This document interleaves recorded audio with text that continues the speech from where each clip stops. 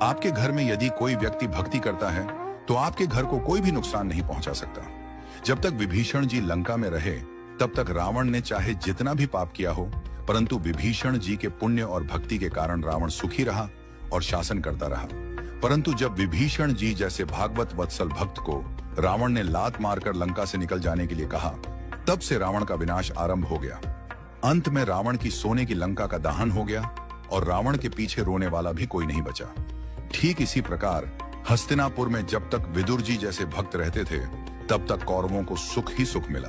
परंतु जैसे ही कौरवों ने विदुर जी का अपमान करके उन्हें राज्यसभा से जाने के लिए कहा और भगवान श्री कृष्ण जी ने विदुर जी से कहा, काका अब आप तीर्थ यात्रा के लिए प्रस्थान कीजिए, कौरवों के विनाश का समय आ चुका है। विदुर जी ने हस्तिनापुर छोड़ दिया और उसी समय से कौरवों का पतन प्रारंभ हो गया।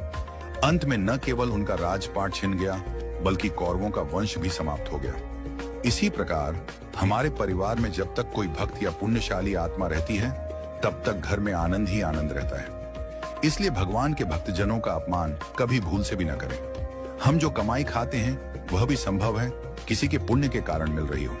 इसलिए सदा आनंद में रहें और यदि कोई भक्त आपके परिवार में भक्ति करता हो तो उसका अपमान न करें, उसका सम्मान करें और उसके मार्गदर्शन में चलने का प्रयास करें।